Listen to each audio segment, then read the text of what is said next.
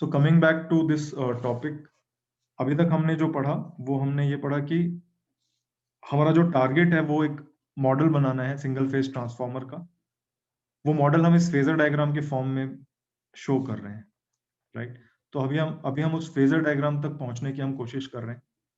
तो ये general approach है जो हम अडेप्ट करते हैं किसी भी इंजीनियरिंग प्रॉब्लम को सॉल्व करने के लिए। तो what we are doing is we are understanding the working of a transformer, of a non-ideal transformer. Then we are going to make a physical model, which means that हम उसका एक equivalent circuit diagram बनाएंगे, and that diagram explains the behavior of a transformer. Once we get the equivalent circuit diagram, उसके बाद बहुत आसान है, we just apply KCL and KVL, we get some mathematical equations, और उन्हीं mathematical equations का जो set है, that is called a mathematical model.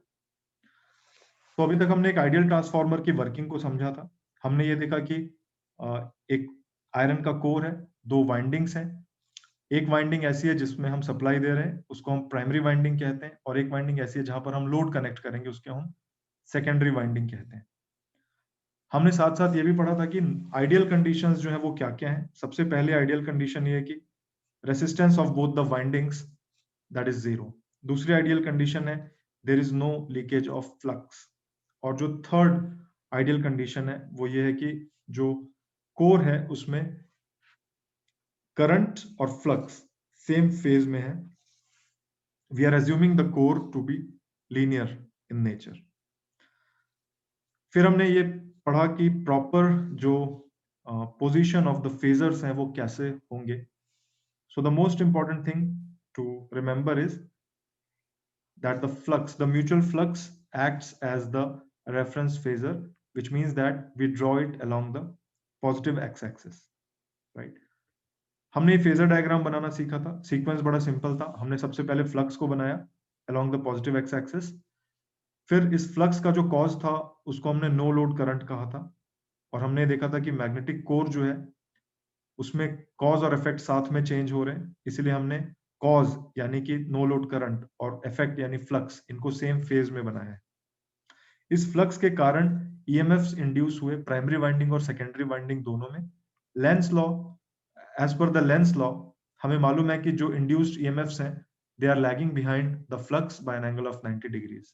इसलिए जो दोनों ईएमएफ्स हैं वो नेगेटिव वाई एक्सिस में बनेंगे। This will be true for the case of a non ideal transformer also. Ideal transformer में हमने ये भी देखा नो लोड कंडीशंस में कि जो इंड्यूस्ड ईएमएफ है और जो अप्लाइड वोल्टेज है they are equal and opposite. So V1 is equal to minus E1. So once you know E1 you can draw V1 in the phasor diagram. उसके बाद हमने देखा कि जब हम लोड कनेक्ट करते हैं तब ट्रांसफॉर्मर में क्या चेंजेस आते हैं। उस चेंज की समरी बड़ी सिंपल है। जैसे हमने लोड कनेक्ट किया तो ये जो करंट I2 है that does not remain zero, ये भी एक नॉन जीरो करंट है। जैसे ही ये करंट फ्लो होना चालू हुआ उसके कारण प्राइमरी वाइंडिंग के करंट में चेंज आ गया। प्राइमरी वाइंडिंग में जो पहले करंट था वो नो लोड करंट था I0, अब उसमें एक और कंपोनेंट ऐड हो गया है जिसे हम I1 डैश कहते हैं। इन दोनों का सम जो है that is the current in the primary winding जिसे हम I1 कहते हैं। इसका रीजन हमने जो समझा था वो ये था कि इस कोर के अंदर जो फ्लक्स रहता है वो हमेशा कांस्टेंट रहेगा, it will remain constant, and this is known as constant flux theory. इसका सार सिर्फ ये था कि जब आप सेकेंडरी वाइंडिंग के करंट को बढ़ाओगे तो प्राइमरी वाइंडिंग का करंट भी बढ़ेगा, और जब आप सेकेंडरी वाइंडिंग के करंट को जीरो कर दोगे तो प्राइमरी वाइंडिंग का करंट नो लोड करंट के बराबर हो जाएगा, it will not become zero, right. तो हमें ये मालूम है कि ये जो यहाँ पर जो सबसे इंपॉर्टेंट समझने वाली बात थी वो ये थी कि ये जो करंट एडिशनल आया I1 डैश उसका मैग्नीट्यूड हमने कैसे कैलकुलेट किया। तो उसके लिए हमने समझा कि जो एमएमएफ है प्राइमरी साइड में वो इतना बनेगा कि वो सेकेंडरी साइड के एमएमएफ को न्यूट्रलाइज करेगा। तो सेकेंडरी साइड में जो एमएमएफ बना था due to this load current I2 that is equal to N2 times I2, right. ये एमएमएफ क्या चीज है? एमएमएफ वो क्वांटिटी है जो फ्लक्स को ड्राइव करती है। It is just like it is analogous to EMF. जैसे ईएमएफ के कारण करंट फ्लो होता है उसी तरह एमएमएफ के कारण फ्लक्स प्रोड्यूस होता है। तो इसको न्यूट्रलाइज करने के लिए जो एमएमएफ प्राइमरी साइड में जनरेट हुआ that is equal to I1 dash into N1, right. So now they are equal and opposite. तो यहां से हमें पता लगा कि I1 डैश कितना होगा. ये एक्सट्रीमली इंपॉर्टेंट एक्सप्रेशन है क्योंकि इसके हेल्प से हम फेजर डायग्राम बनाएंगे. फिर thereafter we expressed all the relationships between various quantities here, और उन क्वांटिटीज को हमने एक फेजर डायग्राम में प्लॉट किया था. यहाँ पे नई चीज सिर्फ एक ही हुई, वो ये हुई कि V2 is now appearing here along with I2, है ना, क्योंकि अब यहाँ पर लोड है. तो हमने फेजर डायग्राम को बनाना कैसे स्टार्ट किया था? हमने सबसे पहले म्यूचुअल फ्लक्स को बनाया, फिर हमने I0 को बनाया, फिर हमने E1 और E2 को बना दिया. नाउ E2 जो था that was equal to V2, क्योंकि आइडियल केस है, तो जो there is no element in between, so the potential difference will be same. लेकिन अब I2 भी है. Now I2 can either be leading और लैगिंग और in the same phase as that of E2, right. तो यहाँ पर ये मैंने लैगिंग लोड के लिए ये वाला फेजर डायग्राम मैंने बनाया है. तो I2 जो है that is in the third quadrant. Primary side की क्वांटिटीज को बनाने के लिए फिर हमें क्या करना पड़ा? हमें वहां पर I1 को शो करना था, और हमें मालूम है कि I1 is equal to I0 plus I1 dash. तो सबसे पहले हमें I1 डैश को यहाँ पर ड्रॉ करना पड़ा. I0 was already there. I1 dash को ड्रॉ करने के लिए हमने क्या किया?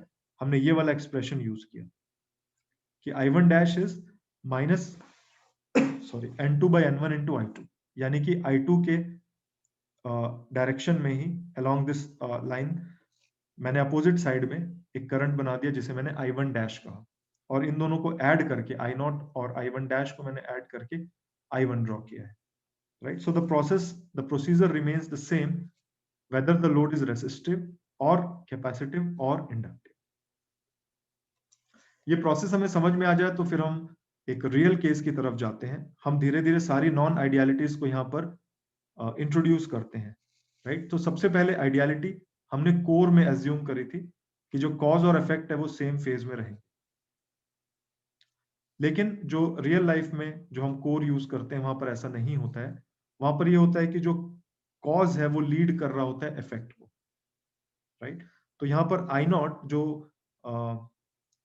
नो लोड करंट है that is not in the same phase with the mutual flux, और उनके बीच का जो एंगल होता है उसको हम हिस्टेरिक एंगल कहते हैं. और ये जो फिनोमिना होता है कि the cause is leading the effect here, उसको हम हिस्टेरिसिस कहते हैं. Hysteresis is type of non linearity in the core. ये common non linearity which is found in systems, ठीक है. तो ये वाला पॉइंट बहुत अच्छे से याद रखें कि अब जब हम फेजर डायग्राम बनाना स्टार्ट करेंगे रियल केस के लिए, तो हम सबसे पहले फ्लक्स बनाएंगे, उसके बाद हम इसका कॉज बनाएंगे I0, लेकिन अब वो सेम फेज में नहीं रहेगा, वो लीड करेगा फ्लक्स से बाय अ स्मॉल एंगल, ठीक है. अब इस करंट को समझने के लिए हम क्या करते हैं? इस करंट को हम दो कंपोनेंट्स में डिवाइड कर देते हैं, रिजॉल्व कर देते हैं. सो this is the mutual flux. The cause of this flux is now this no load current I0. This angle is the hysteric angle.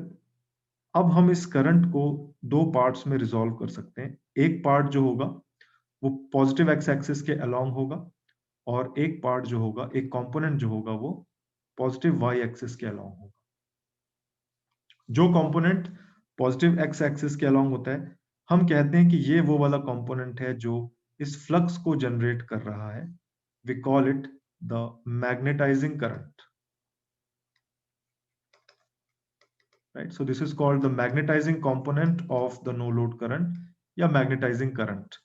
और जो कंपोनेंट पॉजिटिव वाई एक्सिस के अलोंग है, जिसका कंट्रीब्यूशन फ्लक्स के लिए बिल्कुल नहीं होगा, उसे हम कहते हैं IC. This is the core loss component. Core loss का मतलब लॉस यहाँ पर जो है वो टर्म हम यूज कर रहे हैं पावर के लॉसेस के लिए, ठीक है. So here the magnitude of this core loss component and this magnetising component can be calculated. So this IC will be equal to magnitude of this I0 into sine of the hysteric angle. Magnetizing component जो होगा वो होगा magnitude of this no load current into cosine of the hysteric angle. Ideally हम चाहेंगे कि historic angle 0 हो, practically हम चाहेंगे कि वो जितना कम हो उतना अच्छा है, यानी जितना अच्छा मैग्नेटिक मटेरियल होगा उसका हिस्टेरिक एंगल उतना कम होगा। ठीक है, now coming to this core loss component, ये जो कोर है ट्रांसफॉर्मर का, उसमें पावर लॉसेस होंगे, क्योंकि ये नॉन आइडियल केस हम डिस्कस कर रहे हैं। कोर के अंदर जो पावर लॉसेस हो रहे हैं, वो पावर आ कहां से रही है? वो पावर हम अल्टीमेटली सप्लाई, जो हम वोल्टेज सप्लाई दे रहे हैं उसी से हम ड्रॉ कर रहे हैं, राइट? तो ये जो करंट है आईसी, ये उसके लिए अलग से ड्रॉ हो रहा है। एक करंट है जो अलग से ड्रॉ हो रहा है फ्लक्स को एस्टेब्लिश करने के लिए, और उस करंट को हम क्या कह रहे हैं? आई एम कह रहे हैं। और इन दोनों का जो सम है वो नो लोड करंट के बराबर है। तो कोर के अंदर जो पावर लॉसेस हैं, वो, उनको हम दो पार्ट्स में डिवाइड करते हैं। एक को हम कहते हैं हिस्टेरेसिस लॉसेस, और दूसरे को हम कहते हैं एडी करंट लॉसेस।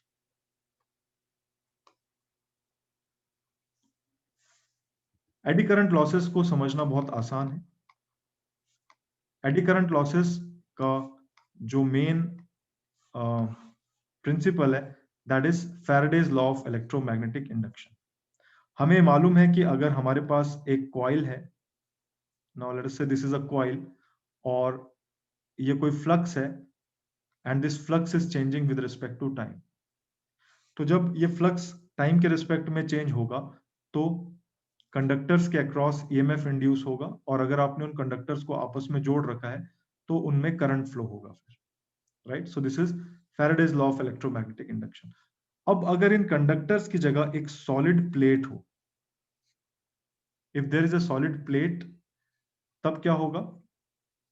इस सॉलिड प्लेट को आप स्मॉल एलिमेंट्स की, इसमें आप एज्यूम कर लो कि बहुत सारे स्मॉल एलिमेंट्स हैं जिनसे बनी हुई है। हर एलिमेंट में, ये जो एक एलिमेंट है, हर एलिमेंट में ईएमएफ इंड्यूस होगा जब फ्लक्स इस सॉलिड प्लेट को कट कर रहा है।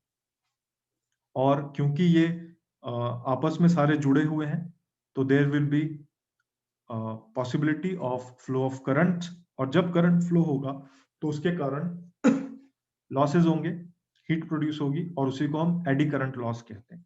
इसको हम एडी करंट इसलिए कह रहे हैं कि जब आप एक प्लेट को इस तरह से रखोगे और इस फ्लक्स को जब आप चेंज करोगे, तो जो करंट्स होंगे वो इस तरह के सर्कुलर करंट्स प्रोड्यूस होंगे।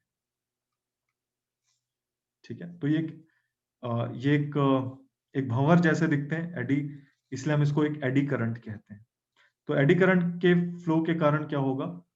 जो कोर है उसमें पावर का लॉस होगा। Now that is a solid core, so यहाँ पर एडी करंट्स जो बनेंगे उनके कारण लॉस होगा पावर का, उसको हम एडी करंट लॉस कहते हैं।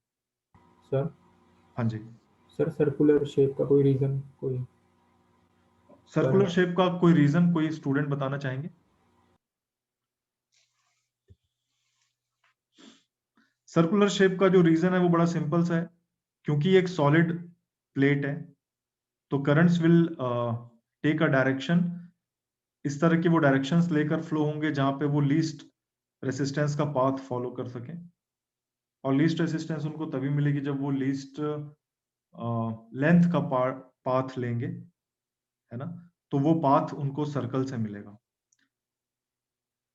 लेकिन ये डिफरेंशियल काइंड ऑफ सर्कल्स है, बहुत सारे छोटे छोटे सर्कल्स हैं, हर पाथ पर एक सर्कल है, तो ये कंबाइन इफेक्ट इनका एक बहुत सारे सर्कल्स इसमें हमें दिखाई दे रहे हैं। ठीक है, तो इसके कारण जो लॉस होंगे उनको हम एडी करंट लॉस कहेंगे। एडी करंट लॉसेस को कम करने का तरीका बहुत सिंपल है। ये एक सॉलिड कोर है, this is a solid core. हम क्या करें, सॉलिड कोर को ना लेकर हम क्या करें, इसकी छोटी छोटी शीट्स को यूज करें कोर बनाने के लिए। हम एक सॉलिड मटेरियल को ना लेकर, लेट अस से मैंने एक छोटी सी पतली सी मैंने एक शीट लिया है इस तरह की, और ये आयरन की बनी हुई है, और इसके दोनों तरफ मैंने कोटिंग एक कर दी है, एक ऐसे मटेरियल की जो इंसुलेटिंग है। ठीक है, तो ऐसी बहुत सारी प्लेट्स लेकर मैं आपस में इनको जोड़ दे रहा हूं। ये सारी प्लेट्स आपस में इंसुलेटेड है। अब ये मिल के दिख रही हैं कि ये एक सॉलिड कोर है, लेकिन एक्चुअली में ये प्लेट्स हैं और एक एक प्लेट को हम एक लैमिनेशन कहते हैं। So these are the laminations जिनको हमने आपस में ज्वाइन करके एक कोर बनाया है। तो इन लैमिनेशंस को जब आप ध्यान से देखोगे तो हमें वो इस तरह की प्लेट्स हैं। जब इनमें करंट इंड्यूस होगा ड्यू टू इंड्यूस्ड ईएमएफ, तो क्योंकि ये आपस में इंसुलेटेड है, वो करंट छोटे पार्ट में ही लिमिटेड रह जाएगा वो। तो इसके कारण जो लॉसेस होंगे वो कम हो जाएंगे काफी। इसलिए आप जब कभी ट्रांसफार्मर का कोर देखोगे तो वो लैमिनेटेड मटेरियल का बना होगा। There will be lot of laminations. और एक्चुअली हम ऐसे बिल्कुल स्क्वायर लैमिनेशंस भी नहीं यूज करते हैं, हम इस तरह की लैमिनेशंस को यूज करके बना लेते हैं कोर। ठीक है, तो जो फर्स्ट टाइप ऑफ लॉसेस हैं, पावर लॉसेस हैं जो कोर के अंदर हो रहे हैं, that is eddy current loss. इसका रीजन क्या है? Induced EMF in the core. जो दूसरे टाइप का लॉस है उसे हम हिस्टेरेसिस लॉस कहते हैं। अभी अभी मैंने आपको बताया कि हिस्टेरेसिस क्या चीज है। तो हिस्टेरेसिस का जो रीजन है वो हम एक डोमेन थ्योरी है उस जिसे हम डोमेन थ्योरी कहते हैं। ये मैंने मैग्नेटिक सर्किट्स में अच्छे से एक्सप्लेन किया है। तो यहाँ पर हमारे लिए जो कॉज है, that cause is number of turns into current, और जो इफेक्ट है वो क्या है? फ्लक्स है। तो एनआई यानी एमएमएफ के कारण फ्लक्स प्रोड्यूस हो रहा है।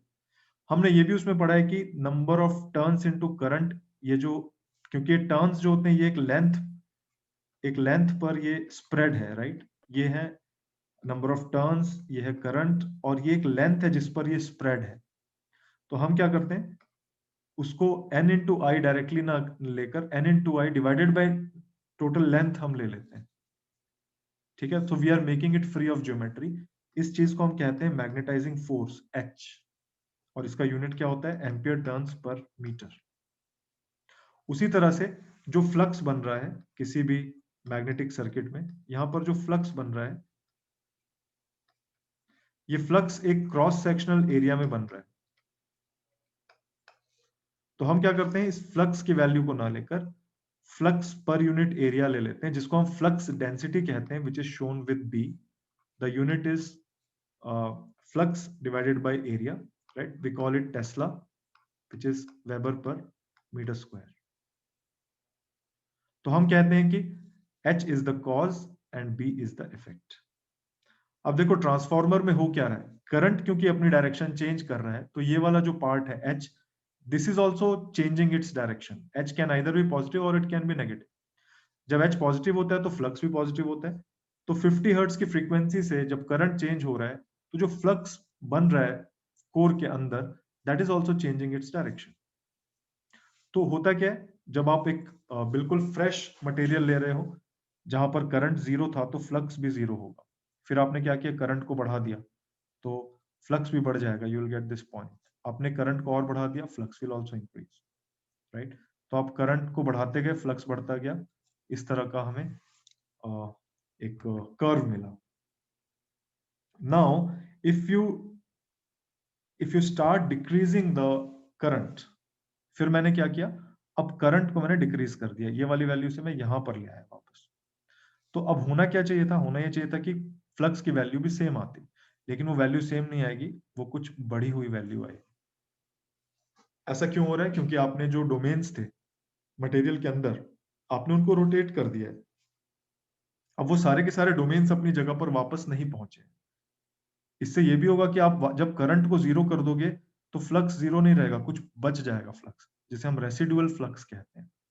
ये आपने एक डीसी जनरेटर पे जो एक्सपेरिमेंट किया लैब में, उसमें भी आपने देखा कि जब फील्ड करंट जीरो था तो भी इंड्यूस्ड ईएमएफ जीरो नहीं था, राइट? तो उसका ये रीजन है कि आप किसी मटेरियल को जब आपने मैग्नेटाइज कर दिया और आपने वो मैग्नेटाइजिंग करंट को हटा दिया, तो भी उस मटेरियल में कुछ मैग्नेटिज्म रह जाता है, जिसे हम रेसिडुअल मैग्नेटिज्म कहते हैं। तो ये वाला जो कर्व बनेगा वो ऐसा बनेगा। ये मैं एरो यहाँ पर क्यों बना रहा हूँ, क्योंकि देखो अब बढ़ता हुआ जब करंट था तब ब्लैक वाला कर्व बना था। अब उसी को जब आप घटा रहे हो, सेम वैल्यूज ऑफ करंट है, लेकिन अब ये ग्रीन वाला कर्व बन रहा है, राइट? तो आपको फ्लक्स को जीरो करने के लिए क्या करना पड़ेगा, अब करंट को नेगेटिव करना पड़ेगा। ये कर्व यहाँ आ जाएगा। अगर आप इसको बार बार रिपीट करोगे तो ये इस तरह का कर्व बनेगा, राइट? ये वाला जो कर्व है ये एक नॉन लिनियरिटी है. This curve is called the hysteresis curve. और इसके कारण क्या होता है, जो कोर है उसके अंदर लॉसेस होते हैं. यानी कि ये जो छोटे छोटे डोमेन्स थे, डोमेन्स मतलब ये छोटी छोटी मैग्नेटिक फील्ड्स हैं, आपने क्या किया, एक बार इनको इस तरफ अलाइन किया, फिर आप इनको इस तरफ अलाइन कर रहे हो, फिर इस तरफ कर रहे हो, फिर इस तरफ, आप बार बार इनको अलाइनमेंट इनकी बार बार चेंज कर रहे हो.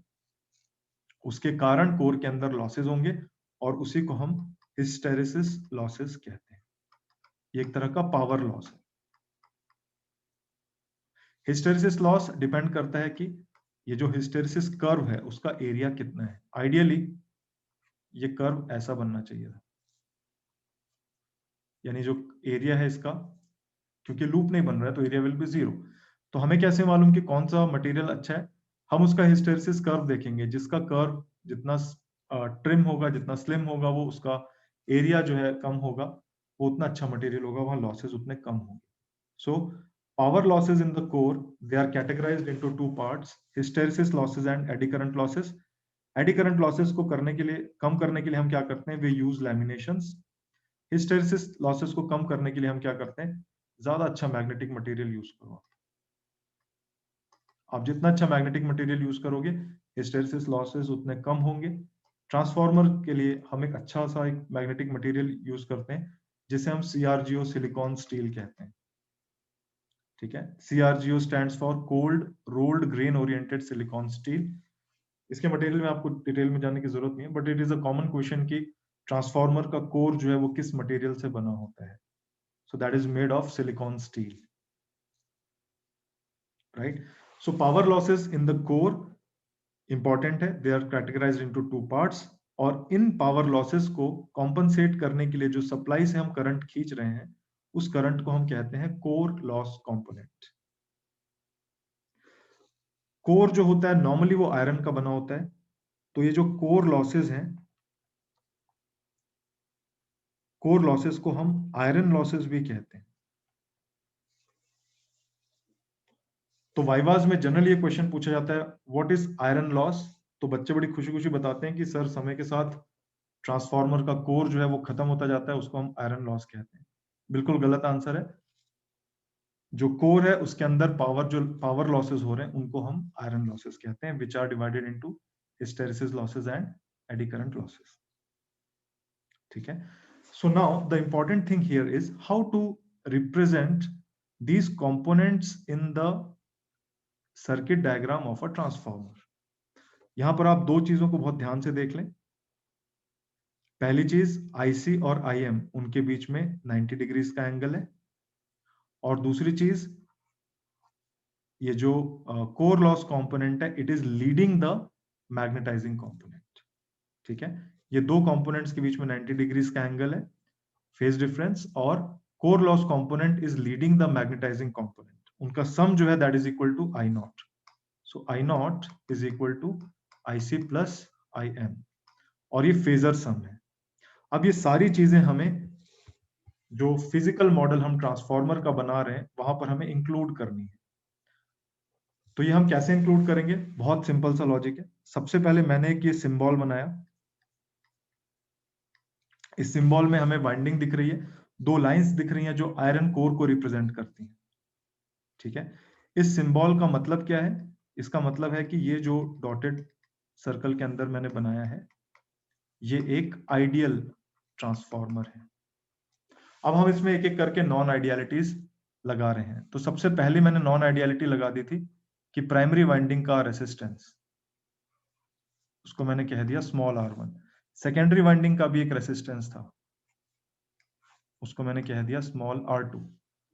ठीक है, प्राइमरी वाइंडिंग में हम सप्लाई दे रहे हैं, दिस वोल्टेज इज V1, जो इसमें करंट फ्लो हो रहा है दैट इज I1.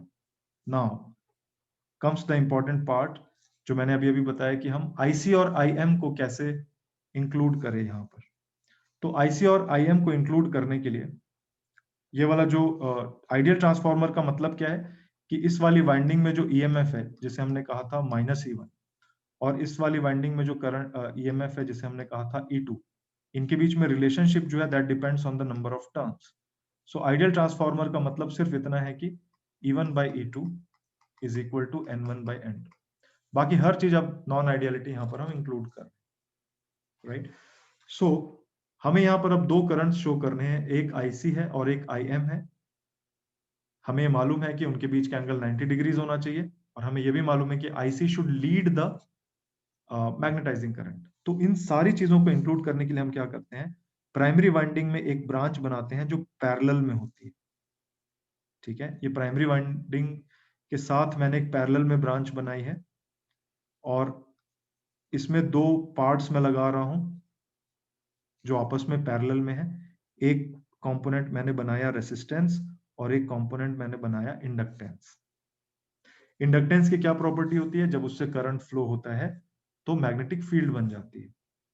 रेसिस्टेंस की क्या प्रॉपर्टी होती है, जब उससे करंट फ्लो होता है तो पावर का लॉस होता है, it dissipates power in the form of heat, right. तो जो नो लोड करंट था I0, उसको हम यहां शो करते हैं। इस करंट को दो पार्ट्स में हम डिवाइड कर देते हैं, एक रेसिस्टेंस की तरफ गया और एक इंडक्टेंस की तरफ गया। जो रेसिस्टेंस की तरफ जा रहा है उस करंट के कारण पावर का लॉस होगा, उस कंपोनेंट को हमने कहा IC, कोर लॉस कंपोनेंट। और जो कंपोनेंट इंडक्टेंस की तरफ जा रहा है उसे हमने कहा IM, क्योंकि उसके कारण फ्लक्स बनेगा, है ना। यानी इंडक्टर की ये प्रॉपर्टी है और रेसिस्टेंस की ये प्रॉपर्टी है कि लॉसेस होंगे। सो इसे हमने कहा RC, core loss resistance. Actually में कोई रेसिस्टेंस नहीं है, हम सिर्फ ट्रांसफॉर्मर के बिहेवियर को एक्सप्लेन करने के लिए इस तरह का डायग्राम बना रहे हैं। ठीक है, और ये जो था इंडक्टर, इसे हम कहते हैं मैग्नेटाइजिंग रिएक्टेंस, है ना। इंडक्टर का जो ऑपोजिशन होता है उसे हम रिएक्टेंस कहते हैं, इफ यू रिमेंबर। और जहां पर भी X आता है उसके साथ हम J भी लगाते हैं, इंडक्टिव रिएक्टेंस के साथ हम J लगाते हैं। ठीक है, तो ये सिर्फ उन जो ट्रांसफॉर्मर का जो बिहेवियर है उसको शो करने के लिए हमने ये कंपोनेंट्स यहाँ पर लगाए हैं। अब देखो इस वाले फेजर को जस्टिफाई करना अब हमारे लिए बड़ा आसान हो गया है। कैसे हम करेंगे, सी, सबसे पहले आप इस वाले जंक्शन में KCL लगाओ। KCL आप लगाओगे तो आपको दिख जाएगा कि I0 is equal to IC plus IM। ये इक्वेशन हमें चाहिए थी। ठीक है, अब इस वाली ब्रांच पर फोकस करो, ये वाली ब्रांच है। This was RC, this was JXM, this current was I0, this was IM and this was IC। और यहां पर ट्रांसफॉर्मर की प्राइमरी वाइंडिंग थी जिसका मैंने EMF शो किया था E1। ठीक है ना। अब देखो यहां पर सिंपल सा हम सर्किट एनालिसिस करते हैं। ये जो दोनों कंपोनेंट्स हैं RC और JXM, ये दोनों आपस में पैरेलल में हैं, और इनके बीच में पोटेंशियल डिफरेंस कितना है, ये है -E1 ही दोनों के अक्रॉस पोटेंशियल डिफरेंस है, राइट। सेम पोटेंशियल डिफरेंस है। तो इस पोटेंशियल डिफरेंस को अगर मैं यहां पर शो करूं, let us say that this potential difference is E1 -E1, तो क्या होगा, रेसिस्टेंस में जो करंट होता है उसकी प्रॉपर्टी क्या होती है, it is in same phase with the voltage, right. Voltage कितना है, -E1 है, तो रेसिस्टेंस में जो करंट होगा वो सेम फेज में होगा इसके, यानी कि IC जो है वो मुझे -E1 के साथ दिखना चाहिए। इंडक्टर में क्या होता है, इंडक्टर में जो करंट होता है वो अपने वोल्टेज से 90 डिग्रीज लैग करता है। तो वोल्टेज कितना है, -E1 है, सेम वोल्टेज है। IM क्या होना चाहिए, 90 डिग्रीज लैग करना चाहिए, तो IM यहां बनना चाहिए। तो देखो हमारी जो कंडीशन थी यहां पर वो फुलफिल हो रही है। क्या कंडीशन थी, IC और IM के बीच में 90 डिग्रीज फेज डिफरेंस होना चाहिए, and IC should lead IM, वो हमें यहां दिख रहा है। फेज एंगल दोनों के बीच का 90 डिग्रीज है, and IC is leading IM। ठीक है, तो ये एक्सट्रीमली इंपॉर्टेंट पार्ट है। हम जब ट्रांसफॉर्मर का मॉडल कर रहे होते हैं तो हम शंट में ये एक ब्रांच लगाते हैं। मैंने आपको सारे रीजंस बता दिए कि वो हम इस तरह से क्यों लगाते हैं। इस पार्ट में किसी को डाउट हो तो प्लीज आस्क।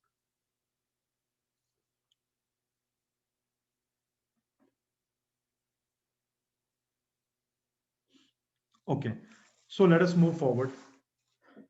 तो ये वाला जो पार्ट है आईसी और RC, this explains the core losses which are happening in the which are taking place in the core of the transformer।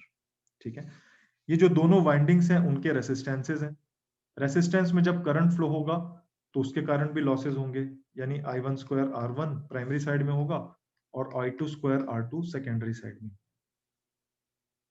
ये वाले जो लॉसेस होते हैं ये वाइंडिंग्स के अंदर हो रहे हैं, इनको हम कहते हैं I square R losses.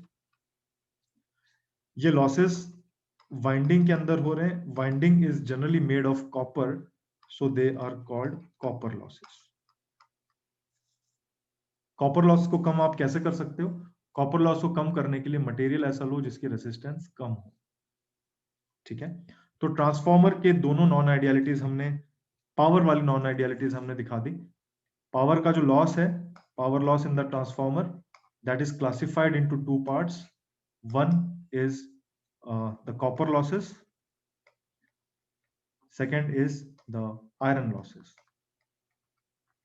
Copper loss winding में हो रहा है, आयरन लॉस कोर में हो रहा है। Copper loss is also known as I square R losses और iron loss is also known as core losses. Iron loss दो प्रकार का होता है, एक होता है हिस्टेरिसिस लॉस और एक होता है एडी करंट लॉस। तो ट्रांसफॉर्मर में पावर के लॉस को कम करने के लिए हम क्या करते हैं? हिस्टेरिसिस लॉस को कम करने के लिए आप अच्छा मटेरियल यूज करें, magnetic material. CRGO silicon steel is a good material for that. Eddy current loss को कम करने के लिए कोर जो है दैट इज मेड ऑफ लैमिनेशंस। तो इस तरह से आप आयरन लॉसेस कम कर लोगे। कॉपर लॉसेस को कम करने के लिए ट्रांसफॉर्मर की जो वाइंडिंग है उसको आप अच्छे मटेरियल का बनाएं जिसकी रेसिस्टिविटी कम हो, तो जो पावर लॉसेस हैं वो भी कम होंगे। ठीक है, थर्ड नॉन आइडियलिटी जो हमने देखा वो होता है कि जो फ्लक्स है प्राइमरी वाइंडिंग का या सेकेंडरी वाइंडिंग में करंट के कारण जो फ्लक्स बन रहा है, सो लेट अस से this current is I1, this current is I2 और कुछ फ्लक्स I1 के कारण जो फ्लक्स बन रहा है, हम अभी तक ये एज्यूम कर रहे थे कि वो सारा का सारा फ्लक्स सेकेंड वाइंडिंग की तरफ जा रहा है, या वाइंडिंग 2 में जो फ्लक्स बन रहा है सेकेंडरी वाइंडिंग में, हम ये एज्यूम कर रहे हैं कि वो वाइंडिंग 1 तक पूरा का पूरा आ रहा है। लेकिन ऐसा होता नहीं है, कुछ अमाउंट ऑफ फ्लक्स होता है जो लीक हो जाता है।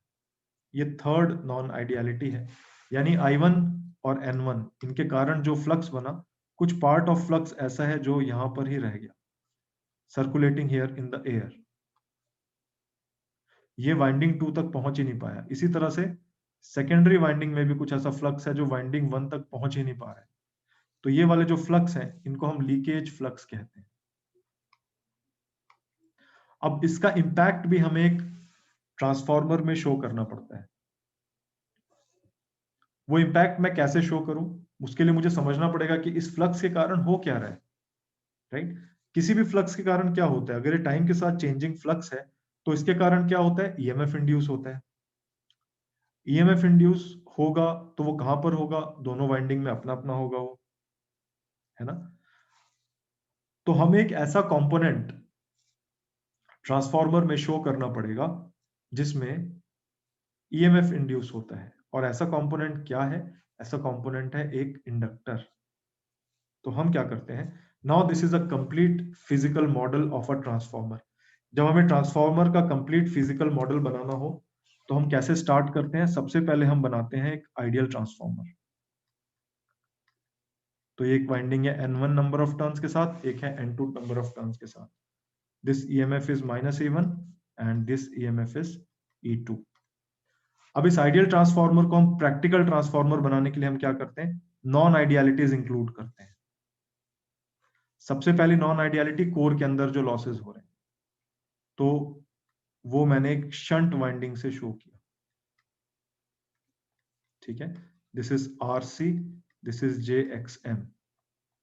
RC में जो करंट फ्लो होगा उसे हम कहते हैं कोर लॉस कंपोनेंट। XM में जो करंट फ्लो होगा उसे हम कहते हैं IM। इन दोनों का जो सम होता है उसे हम कहते हैं no load current, I0। Primary winding का रेसिस्टेंस होगा उसे हम कहते हैं R1, सेकेंडरी वाइंडिंग का भी रेसिस्टेंस होगा उसे हम कहते हैं R2। प्राइमरी वाइंडिंग में फ्लक्स लीक होता है, उसको शो करने के लिए हम यहाँ पर एक इंडक्टर बनाते हैं। सेकेंडरी वाइंडिंग में भी फ्लक्स लीक होगा, उसको भी शो करने के लिए हम एक इंडक्टर बनाते हैं। इसका रिएक्टेंस जो होता है उसको हम कहते हैं स्मॉल x1, और इसका जो रिएक्टेंस होता है उसे हम कहते हैं स्मॉल x2। इंडक्टिव रिएक्टेंस के साथ हमेशा हम J लगाते हैं। So now this is the exact equivalent circuit of a non ideal transformer. इसी को हम एक फिजिकल मॉडल कहते हैं, यहीं से हम मैथमेटिकल इक्वेशंस बना सकते हैं।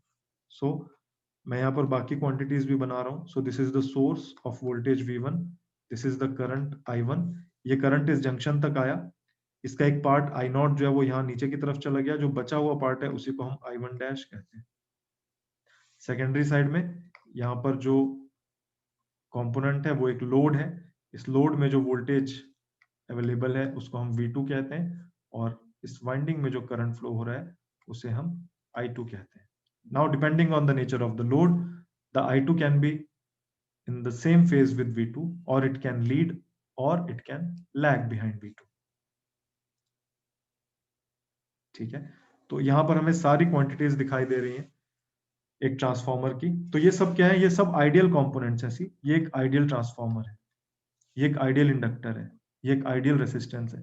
लेकिन इन सबको आपस में जोड़कर ये जो बड़ा सा हमने सर्किट डायग्राम बनाया है, ये डायग्राम एक रियल ट्रांसफॉर्मर की वर्किंग को शो कर रहा है, और इसी को हम कहते हैं equivalent circuit of a non ideal transformer. मैं इस सर्किट डायग्राम को फिर से बना रहा हूं ताकि हमें ये याद हो जाए। ठीक है, इक्विवेलेंट सर्किट डायग्राम हम कैसे बनाते हैं? Always start with an ideal transformer.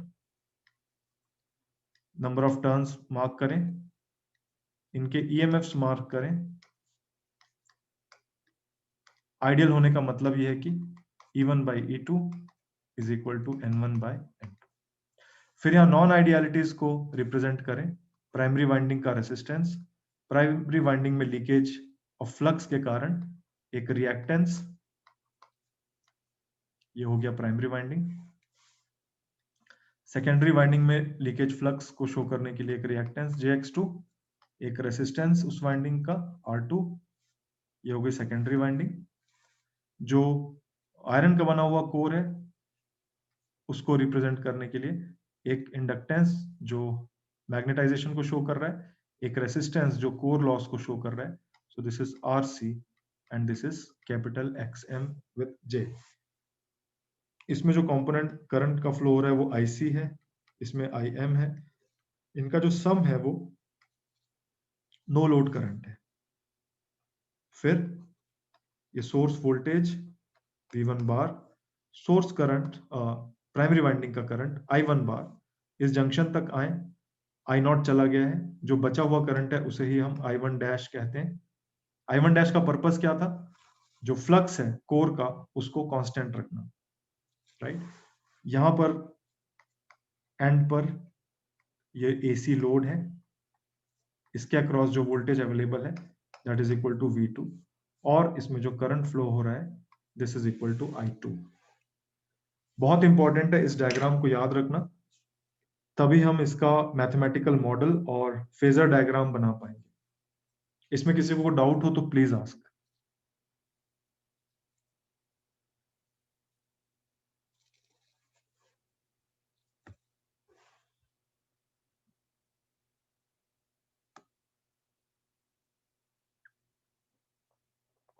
Have a close look on this circuit. Lokesh, do you have any doubt? No, sir.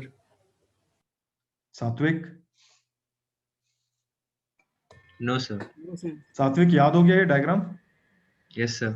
ये हमें पूरे स्टेप बाय स्टेप याद रहना चाहिए, ठीक है ना? तो Yes. हमें इसको रटने की जरूरत नहीं पड़ेगी, आप लॉजिकली इसको बना सकते हो once you know the working of a transformer. Yes, sir. ठीक है, सरताज साहब कोई डाउट? No sir.